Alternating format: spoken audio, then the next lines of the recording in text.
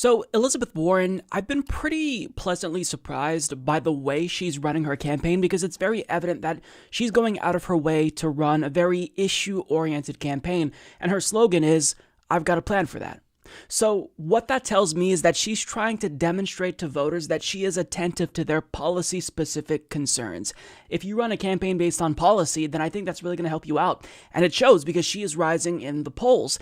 And according to her Iowa comms director, she also has a sign for everything. She's putting her policies front and center so that way people can choose what policy that they care about if they support Elizabeth Warren. However, as Emma Vigeland points out, there's no sign here for Medicare for All. And Emma states, Warren is actively pivoting away from campaigning on healthcare, and it's really obvious. It's a massive blotch on an otherwise perfectly run campaign, in my view. And to be clear, it's not just that, oh, well, she doesn't have a Medicare for All sign, so she must be pivoting away from Medicare for All. No, this issue goes deeper, actually. Elizabeth Warren has been very conspicuously moving away from Medicare for All. Her slogan is, "I've got a plan for that," but it's almost like she goes out of her way to avoid talking about Medicare for All. And when she touches on healthcare, it's very vague. There's never any policy specifics.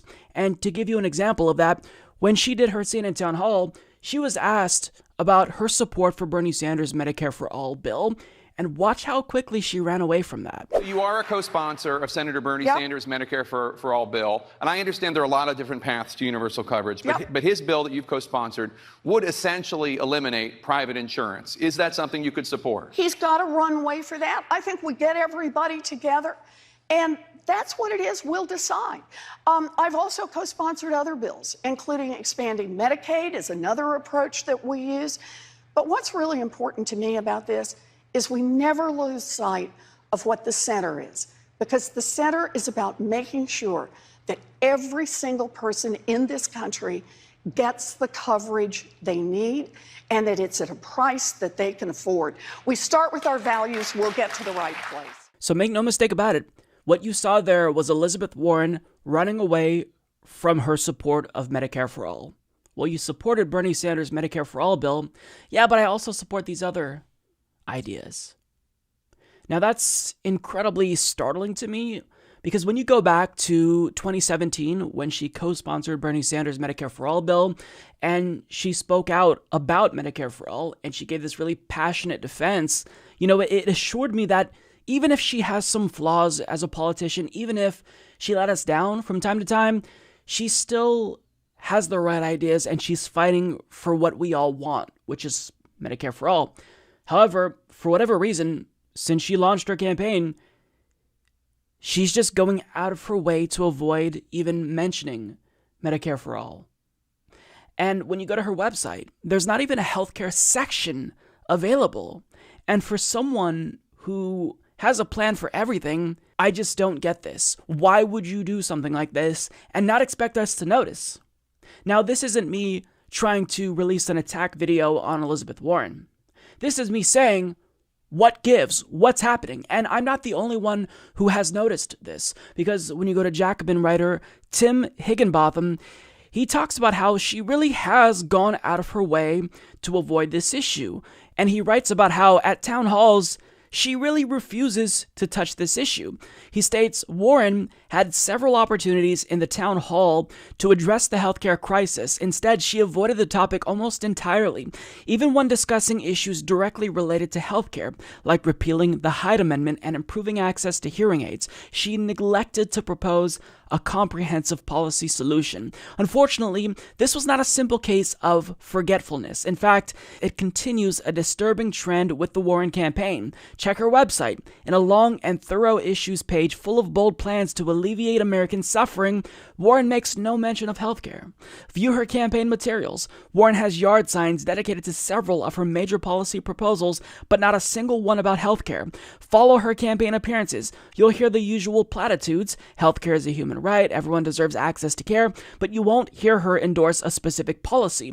Warren's avoidance of the issue is shocking.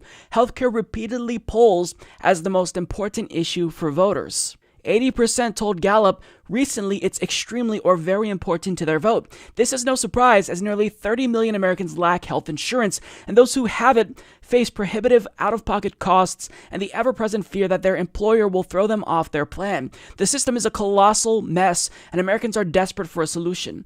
It's fair to ask why Warren, who supports bold, progressive policies on a number of major issues, is avoiding the most important issue to voters.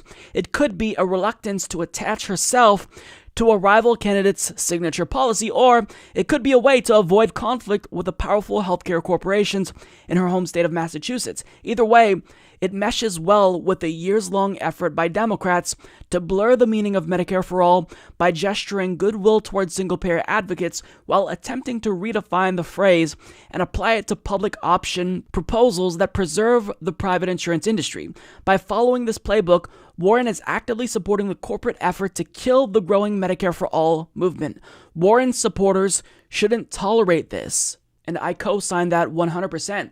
If you support Elizabeth Warren, I get it. It's like week after week she comes out with a really bold, innovative policy idea. I mean, she was the first in this race, I believe, to propose student loan debt cancellation. Now, she's not canceling 100% of student loan debt like other candidates like Wayne Massam, but I mean, nonetheless, for a major candidate to propose this, it's phenomenal. But with that being said, it's odd. If you've got a plan for everything, if you've been bold on everything else, but you're backing away in a very conspicuous way when it comes to a really important issue like Medicare for All, I can't help but wonder, what gives? What gives? Why are you pivoting? Because we all see it. We all realize it. So I wish that somebody would ask her about this in mainstream media. I've invited her on the program, and I heard back from her campaign, and then they started ghosting me. So that she's not coming on the Humanist Report. But for a journalist in mainstream media, or even in indie media, if she goes on to UIT again, please ask Elizabeth Warren why she's very clearly distancing herself from Medicare for All after previously supporting it. Why is she doing this? If you've got a plan for everything, then you can't go out of your way to avoid talking about something that people are concerned about. You can't tell us that healthcare is a human right if you don't support the policy that makes it a human right by guaranteeing it, by making it free at the point of service. Now, saying that healthcare is a human right, let's just face it, it no longer has any meaning because every corporate Democrat, including John Delaney, who's going out of his way to attack Medicare for All, will frequently say, healthcare is a human right, and I support universal healthcare. But these words are meaningless if they don't support Medicare for All explicitly and support this idea that healthcare should be free at the point of service, meaning if you don't have any money, you could still see a doctor. They don't believe that healthcare is a human right. Because something that's a human right, that shouldn't be an exclusionary thing. Like, if you truly believe healthcare is a human right, then a homeless person on the streets who doesn't have $1 to his or her name should be able to get access to said right.